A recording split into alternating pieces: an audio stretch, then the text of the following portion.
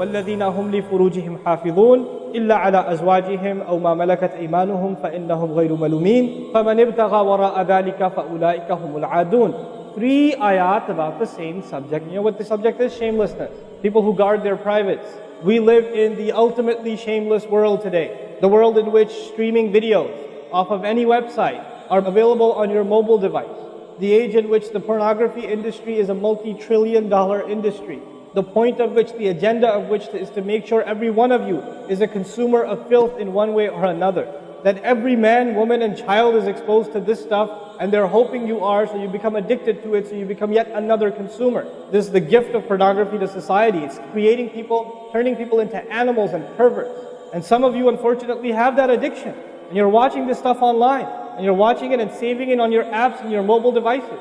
And you don't feel bad about it anymore. You've justified it to yourself. And you feel bad about it once in a while, but you go back to it. And as a result, you think, oh, well, at least I'm not hurting anybody. At least I'm not doing it to anybody else. I'm just watching this stuff. It's okay. But you know what's happening to you? Inside, your soul is being just gutted. You have no soul left inside of you. So your prayers are empty and you can't even shed a tear in your salat because your heart is so devoid of the fear of Allah because of the filth you've been watching all this time. It's turned you from a human being into an animal. So you can't even look. A woman passes by and you see a piece of flesh walking by. You don't see a human being walking by that deserves respect. You check everybody out and everything out. You're constantly gawking and staring. You have a hard time putting your eyes down. When you're on the subway, when you're on campus, when you're at work, you're walking down the street, you just can't help it. You see a billboard, you look at it, you take a second look, you see a third look. You don't miss any opportunity to just violate your soul with your eyes. Addicted completely. And then you say, brother, how do I get khushu' and salat? What world are you living in? What world are you living in? Ayyuhal ikhwa, my brothers, specifically my brothers. And I know some sisters have this issue too. It's not a sad reality. This is a war. This is a war. This is more dangerous than any military war. This is the war that's destroying our soul. It's making its way into our home. It's making its way, if I want to protect my children from this stuff as much as possible. But when my child goes to school, and it doesn't matter if it's Islamic school, there's a very high statistical likelihood that someone, a friend, with their iPod, with their mobile device, will say, hey, look at this. It's a very realistic, thing nowadays. It's not far-fetched. And so I have to prepare my children for the filthy world that they're going to be brought up in. And there's no escape from this stuff anymore. There isn't. It's everywhere. It is everywhere. You have Islamic lectures followed up by, those YouTube puts those follow-up clips, and something will be filthy. Something will have to be filthy. And I don't think that's by accident. I'm not much of a conspiracy theorist, but I don't think that stuff is an accident. And what happens to you guys is you watch a video, you see something filthy, you click it, you click something else, and you end up watching disgusting things. That's what happens to you. وَالَّذِينَ هُمْ لِفُرُوجِهِمْ حَافِظُونَ. Especially when it comes to their privates, they guard them. They guard their shame. Brother, what's the solution? Should I get married? Like the guy who asked the other day, how can I get married right now? No, guys, the solution is not marriage. Because if you're a pervert, then you're going to be a pervert after marriage too. If you have no shame now, you will have no shame after marriage. Honestly. You think marriage is going to end your problems? No. Your problem isn't marriage. Your problem is spiritual in nature. Your problem is psychological in nature. You need help. You need to stop this. You need to stop hurting yourself like this. You will have nothing, there will be nothing left inside you. I just had an email from a teenager who's addicted to pornography, an anonymous email, 14, 15-year-old teenager. Says, I want to kill myself. I can't stop. I've been watching it since I was 11. My parents don't know. I read this stuff and I cry because he's not one. There's millions of Muslim kids like this. Millions of them. We have to help these people. We have to do whatever we can. And we don't have the trillions of dollars of advertising to counter that. We don't. And it's not realistic for me to say Facebook, YouTube, Twitter, internet, it's all haram. It's not realistic because it's a reality. It's as common as oxygen now. The only thing we can do is have a mature conversation about this and teach our youth to deal with this and navigate this and not fall into it. The elders that are here, stop watching Indian movies, man.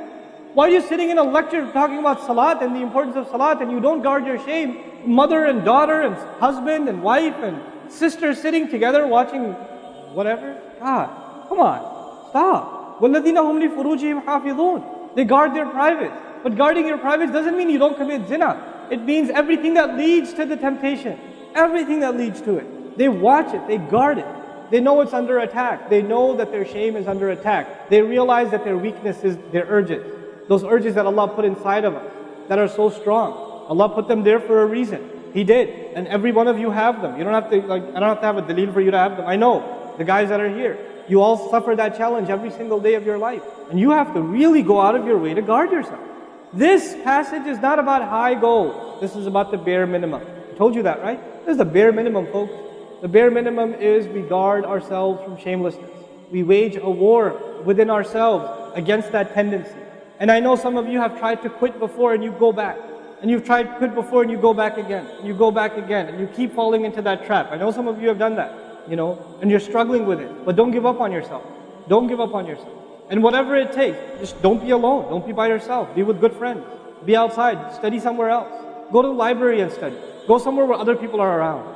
Because when you're by yourself, shaitan gets you. And if the fear of Allah isn't enough for you, at least the fear of other people will work for you. At least something's better than nothing.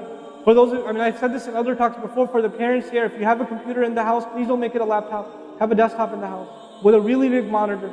Get the biggest monitor you can find. Honest to God. And make sure your computer is in the kitchen or in the dining room. Don't put it in the living room. Don't put it in the kids' room. Don't put it in your bedroom. Put it in the dining room, facing the public.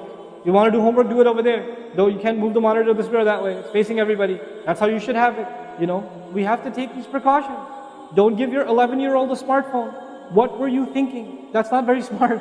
Don't give them a smartphone. Why am I seeing kids in Islamic school, 5th graders, with iPhone? With 4G, you know how dangerous that stuff is? وَالَّذِينَ هُمْ لِفُرُوجِهِمْ حَافِظُونَ إِلَّا عَلَىٰ أَزْوَاجِهِمْ, except upon their spouses, أَوْ مَا مَلَكَتْ أَيْمَانُهُمْ فَإِنَّهُمْ غَيْرُ مَلُومِينَ, or what their right hands possess, then they're not to be blamed. Allah says we have these urges and we can execute those urges, we can release those urges, but to the halal spouse, to the spouse, our spouses. But outside of that, we can't. And by the way, when people get addicted to this sort of thing, and they get accustomed to it, or they get over and overly exposed to it, they have miserable marriages. And marriages start falling apart. They have this virtual idea of what pleasure means, and they don't find pleasure in their spouse anymore. And there's great fitna that comes into the family. It destroys homes, Muslim homes. That's what's happening in our world today. فَمَنِ ابْتَغَى وَرَاءَ ذَلِكَ فَأُولَٰئِكَ هُمُ الْعَادُونَ. The people who pursue anything beyond that, then they are the ones engaged in aggression. This is an act of aggression. Al-adawa in Arabic means animosity. Allah says whoever pursues their urges to be fulfilled outside of the halal, outside of the marriage, whoever pursues that, then they are engaged in an act of aggression. The question is, aggression against who?